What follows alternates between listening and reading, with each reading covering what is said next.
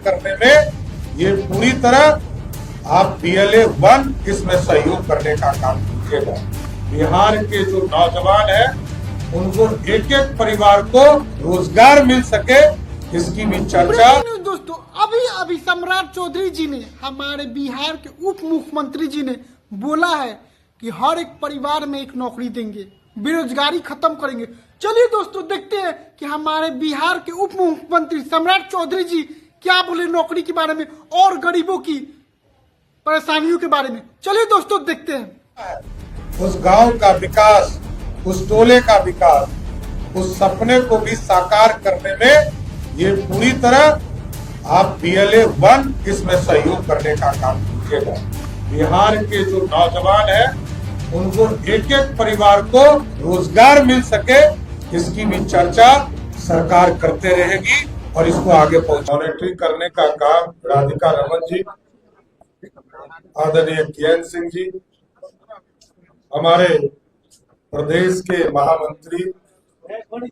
आदरणीय राधा मोहन शर्मा जी, सभी BLA के साथीगण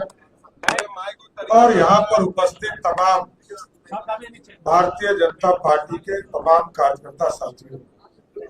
मैं सर्वप्रथम सभी BLA 1 के साथियों को विशेष तौर पर धन्यवाद भी देना चाहता हूँ, शुभकामना भी देना चाहता हूँ कि आपको 243 सीट मिला और 243 में 202 सीटें जिताकर आपने ऐतिहासिक और प्रचंड बहुमत देने का काम किया। और याद कीजिए साथियों, चुनाव के पहले जब हम कहते थे कि 200 सीटें जीतेंगे तो महागठबंधन के लोग कहते थे कि इस तरह का बयान कैसे आ सकता है, लेकिन आपकी ताकत थी, भारतीय जनता पार्टी NDA के लोगों की ताकत थी, जो नीचे से फीडबैक आता था। और जब पहला फेज का चुनाव खत्म हुआ तो मैंने गर्व से कहा, मेरे को तो लगभग 88 सीटों का एश्योरेंस मिला था। हम लोगों को 3 बजे तक जो फीडबैक मिला था, 88 सीटें, 121 में 88 सीटें का कंफर्मेशन मिला था और कुछ सीटों पर हम कम वोटों से जीतने वाले थे। लेकिन बिहार में NDA की सरकार ने काम किया और पहला फेज में मैंने कहा था 100 सीट जीतेंगे, जनता ने 102 सीटें पहला फेज में जिताने का काम किया। इसलिए साथियों, ये हमारा बूथ का मैनेजमेंट, बूथ पर काम करने का तरीका और ये संगठन की पार्टी, यहाँ कोई भी बड़ा नेता पहले बूथ पर काम करता है, तब जब बड़ा नेता, तब बाद में बड़ा नेता होता है। और आप तमाम साथियों को विशेष तौर पर धन्यवाद देता हूं कि आपने अपने सभी बूथों पर अच्छे से कैटेगराइज किया, ABCD के तौर पर, कहां वोट बढ़ाना था, 10% वोट बढ़ाना था, कहां पर 10% वोट बढ़ाना था, यह सब चीजों की चिंता आप लोगों ने किया है सर। और विशेष तौर पर क्योंकि आज जनमत NDA के साथ है, मोदी जी और नीतीश कुमार के नेतृत्व में NDA को मिला है, अब इसका दूसरा पड़ाव शुरू होता है साथियों। अब जनता की आकांक्षाओं को